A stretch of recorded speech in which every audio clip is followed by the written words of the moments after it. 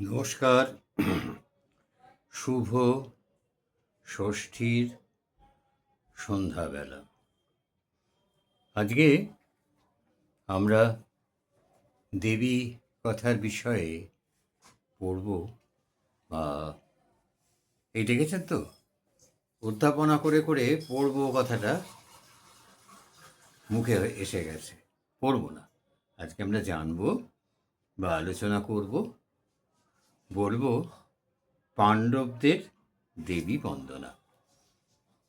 এই পাণ্ডবদের দেবী বন্দনা নিয়ে আমার কলমচির খাতা কিছু বলছে, সেটা আমাদের শুনতে হবে। আমরা দেখি কি বলে।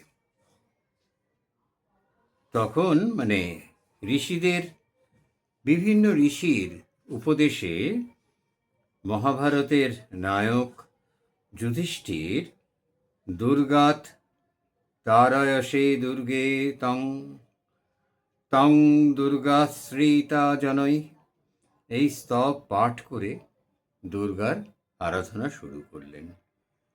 আমরা জানি দুটি মহাকাব্যের তিন বীর নায়ক, রামায়ণে রামচন্দ্র, মহাভারতে যুধিষ্ঠির এবং অর্জুন যুদ্ধে এবং জীবন যুদ্ধে জয়লাভ করার জন্যে দুর্গার বন্দনা করেছেন। দুর্গা নামের উৎপত্তি সম্বন্ধে স্বয়ং মহাভারতও মত প্রকাশ করেছেন যে দুর্গতি থেকে যিনি উদ্ধার করেন, তিনি দুর্গা। আর রাবণ বধ এবং লঙ্কা বিজয়ের উদ্দেশ্যে রামচন্দ্র যখন বানর সেনা নিয়ে সমুদ্র অতিক্রম করার জন্য দ্বিধাগ্রস্ত হয়ে পড়েছিলেন, সমস্যা, তখন জাম্বুবানের পরামর্শে অগস্ত্য ঋষিকে স্মরণ করা হলো। অগস্ত্যকে কেন স্মরণ করা হলো? না, অগস্ত্য এক চুমুকে সমুদ্র পান করে ফেলতে পারতেন, কিন্তু ঋষি অগস্ত্য রামচন্দ্রকে বললেন দেবী দুর্গার কাছে শক্তি প্রার্থনা করুন। মহাভারতের বিরাট পর্বে দেখা যায় রাজ্যভ্রষ্ট যুধিষ্ঠির 12 বছর বনবাসের পর দ্রৌপদী এবং তার অনুজদের নিয়ে 1 বছর অজ্ঞাতবাসে থাকাকালীন তারা নিজেদের নাম পরিবর্তন করেছিলেন। কলমচি কী নাম নিয়েছিলেন তারা? তারা নাম নিয়েছিলেন জয়, জয়ন্ত, বিজয়, জয়চ্ছেন, জয়দ্দল। বিরাট নগরে প্রবেশের আগে লোকচক্ষুর অন্তরালে সমীবৃক্ষের ওপরে তাদের ভয়ঙ্কর অস্ত্রগুলো তারা তুলে রেখেছিলেন।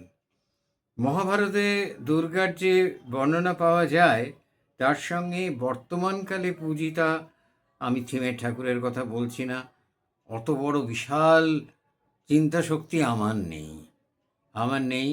আমি থিমের ঠাকুর এখানে বাদ রাখছি। পূজিতা দেবী দুর্গার মিল পাওয়া যায়। দেবতারা নিজেদের দেহ নিঃসৃত পুঞ্জীভূত তেজ সংহত করে দেবীকে সৃষ্টি করেছিলেন। সেই দেবীর মহিষাসুর মর্দিনী ঘোর রূপ, এই ঘোর রূপের বন্দনা করেছিলেন তারা।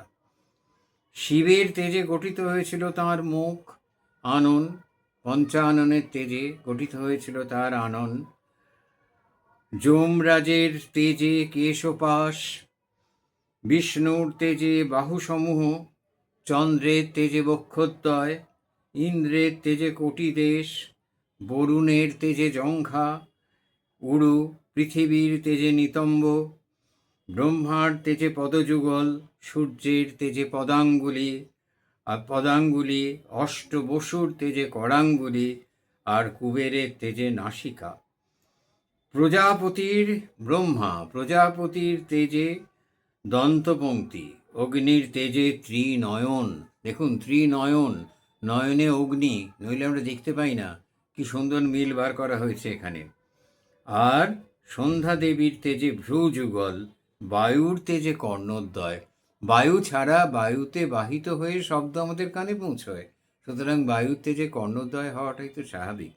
খুঁজলে আমরা এই সবগুলো, সমস্ত অ্যালিউশনগুলোর অর্থ বার করতে পারবো, কিন্তু আজ খোঁজার লোকও নেই, আর কেউ এসব খোঁজেও না। দিব্য পুষ্পমাল্য ভূষিতা সেই দেবী 10 হাতে 10 প্রহরণ, যাকে বিষ্ণু দিলেন চক্র, চক্রকাল চক্রের প্রতীক। মহাদেব দিলেন ত্রিশূল, মহাদেবের ত্রিশূলের 3টে ফলা, সত্য রজ তম 3 গুণের প্রতীক, আর দণ্ডটি নির্গুণের প্রতীক। ব্রহ্মা দিলেন রুদ্রাক্ষের মালা, ব্রহ্মার শক্তি ব্রহ্মানীয় ধ্যানের প্রতীক। অক্ষমালা, রুদ্রাক্ষর মালা, রুদ্রাক্ষ শিবের চোখের জল, রুদ্রের অক্ষ থেকে এসছিল, সেই রুদ্রাক্ষ দিয়ে আমরা জপ করি, সুতরাং সেই রুদ্রাক্ষে দিলেন সেই মালা। এবং কমণ্ডলুতে পুতবাড়ি গঙ্গার, যা সমস্ত শ্রান্তি নাশ করে। ইন্দ্র দিলেন বজ্র, এই বজ্র যখন বৃত্তাসুর আসলে রূপক, বৃত্তাসুর কালো মেঘ, সে যখন আকাশ থেকে ফেলে, তখন ইন্দ্র বজ্র প্রহারে বৃষ্টি আনেন, আর সেই বৃষ্টি পৃথিবীতে ঝরে পড়ে, পৃথিবী ঋতুমতী হন এবং সন্তান সম্ভবা হন। বিশ্বকর্মা দিলেন কুঠার, বরুণ দিলেন দেব দিলেন পাশ, যমরাজ দিলেন কালদণ্ড, যমের হাতে তো কালদণ্ড থাকবেই। দেবতারা দেবীর দশভুজা রূপ সজ্জিত করলেন।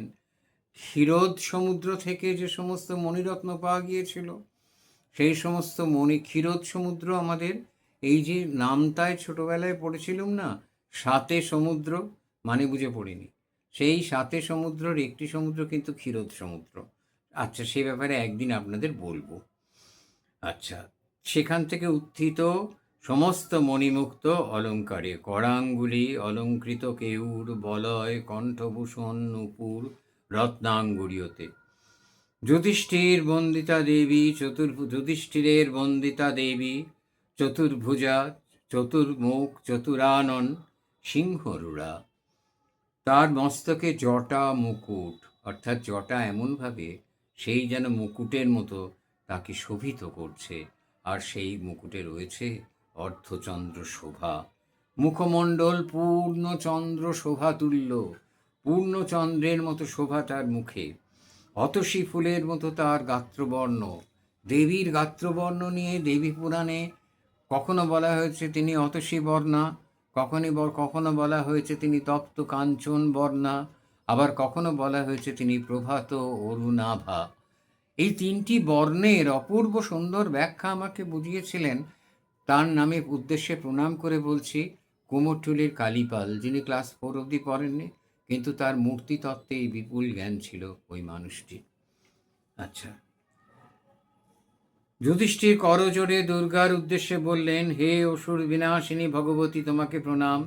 হে সৃষ্টি স্থিতি প্রলয়কারিণী দুর্গে, তুমি ত্রিভুবন রক্ষা করছো, মহিষাসুর বধ করে দেবতাদের ফিরিয়ে দিয়েছ তার স্বর্গরাজ্য।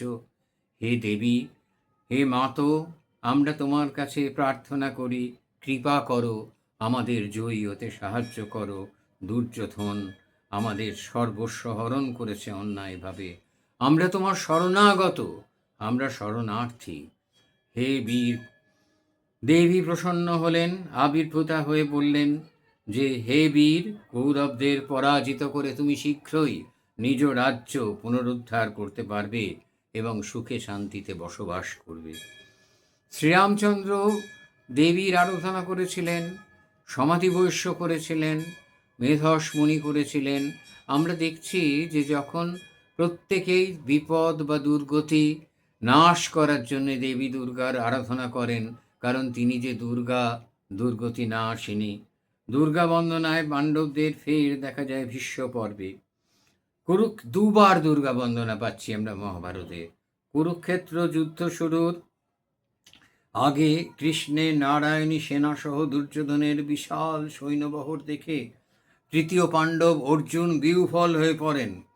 অর্জুন তখন, কৃষ্ণ তাকে বলেন দুর্গা স্তোত্র পাঠ করতে, আর এই দুর্গা স্তোত্র পাঠ করার জন্য তিনি রথ থেকে নেমে মাটিতে ভূমিতে বসে তিনি দুর্গা স্তোত্র পাঠ করেন এবং কৃতাঞ্জলি পুটে স্তব মালায় যে দেবীকে সম্বোধন করেন, হে বিন্ধ্যবাসিনী চতুর্ভুজা চতুর্মুখ, সিদ্ধ সেনানী চণ্ডী কাত্যায়নী, তিনি কাত্যায়নের আশ্রমে প্রকট হয়েছিলেন, তাই তিনি কাত্যায়নের কন্যা কাত্যায়নী। জয়া বিজয়া শূলধারিণী খেটক প্রহরিণী, রণমত্তা রণপ্রিয়া, তুমি আমাকে বিজয় প্রার্থনা করছি, তুমি আমাকে বিজয় দান করো। তার অধিষ্ঠান প্রাচীন ভারতবর্ষের রাজধানী জম্বুকটক শহরের দেবালয়ে। তিনি সাহা, তিনি সাধা, কলা, কাষ্ঠা, সরস্বতী, সাবিত্রী, বেদমাতা, দেবান্ত। সিদ্ধ চারণেরা তাকে রণভূমিতে দেখতে পান। অর্জুনের স্তুতিতে তুষ্ট হয়ে দুর্গা তাকে শত্রুজয়ের বরদান করে অন্তর্হিত হলেন।